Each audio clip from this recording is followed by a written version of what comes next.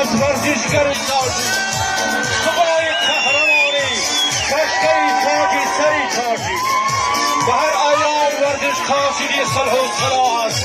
تو میدانهای دنیا چندمین شهرت سری تاجی به صلح و وحدتی سرتاسری شکرانه باید کرد چون خوش قدمی ورزشگر به هر یک منبری تاجی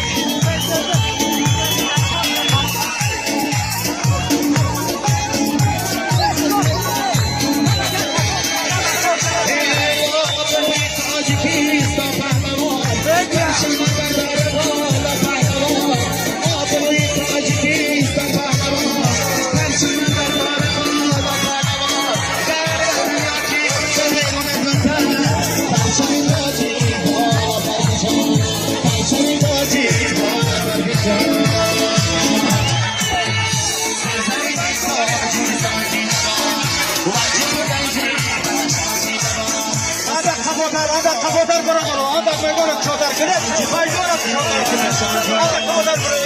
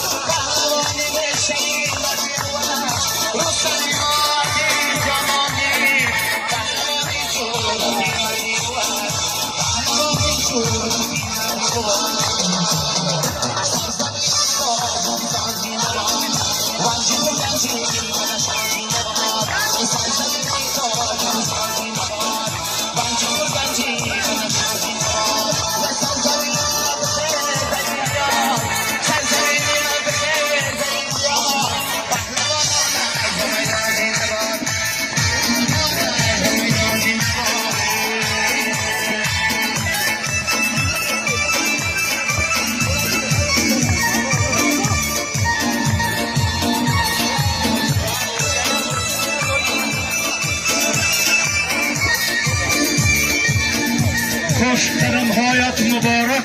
خوش قدم باز گشتی بین مردم محترم توصیفی تو می کند شعری ترم وصف شیران دیار در دفترم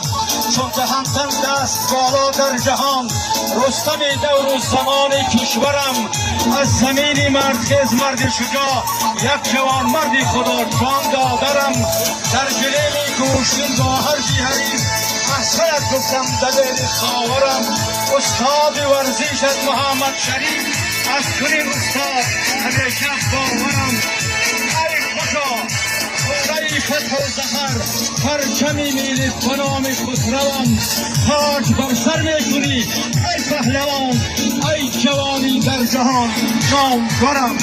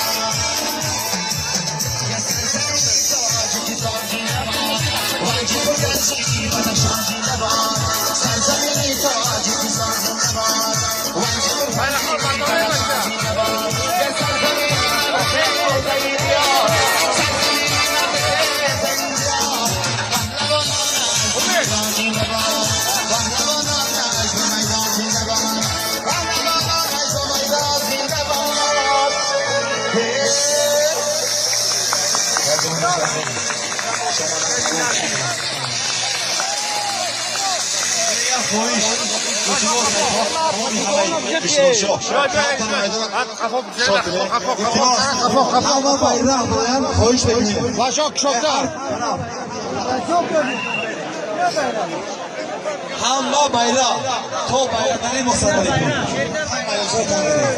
گوی بچه بیای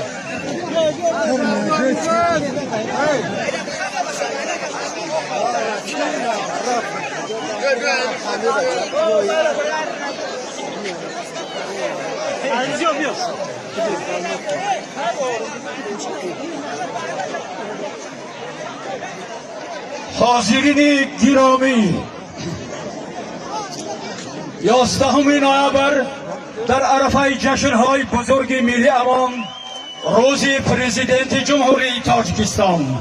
به کار درآمدن چرخ یکمی نیروگاه برق آبی راهان و روز پرچم دولتی جمهوری تاجیکستان فرزند همین دیار پهلوان شناخته تاجیک خوشقدم خسرو در رشته گشتین سامبا عنوان قهرمانی جهان را صاحب گردید. اجازه دهید چاره‌بینی تنتنوی را بخشیده با غلبه جهان پهلوان خوشقدم خسروف در چمپیونات جهان کشاده اعلام نمایم. حالا با کمال احترام سخنی تبریکاتی به خاطری غلبه جهان پهلوان به رئیس ناحیه ونج محترم دولت بیبی رجب داده می شود. مرحمت.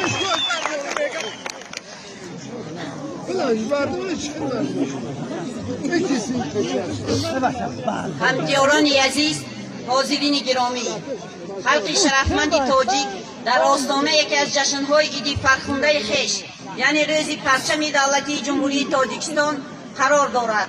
امسال جشنگیری روز پرچم دولتی جمهوری تاجیکستان رنگین‌تر و گواراتر است، زیرا چند روز پیش در روز پرزیدنت جمهوری تاجیکستان از طرف اساسگزار صلح و وحدت ملی پیشوای ملت پرزیدنت جمهوری تاجیکستان محترم امامعلی رحمان چرخه یکم ناب برقی آبی راغون مورد استفاده قرار داده شد و پرچم ملی در میدان ننگ و ناموس وطنداری، میدان هر بزرگ و افتخار ملی با جلوه نو و تازه درخشانتر گردید. در عرفه این جشن بزرگ برای مردم شرفمند و افتخارمند دیار ونج باز خرسندی نوی زم گردید. در تاریخ 11 نوامبر سال 2018 فرزندی برومند دیار، جوانمرد خوشقد و قامت، پهلوان شناخته تاجیک خوشقدم خسرو در رشته گشتین سامبو در وزن 62 کیلوگرم در شهر بخارست دولت رومانیا عنوان قهرمانی جهان را نایل گردید و افتخار پرچم دولتی جمهوری تاجیکستان برافشان گردیده سرود ملی صدا داد. از فرصت مناسب استفاده برده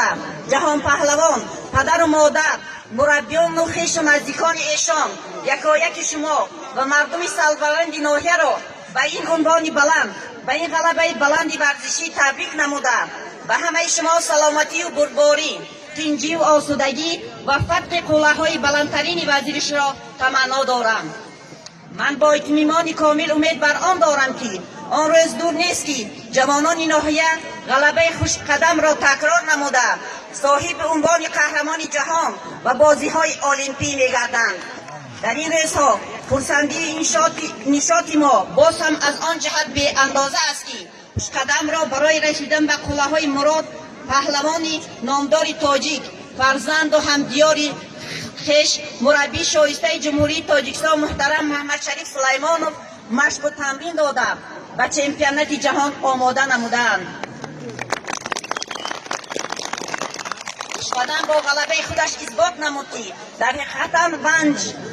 زمین مردخیز بوده. پهلوانی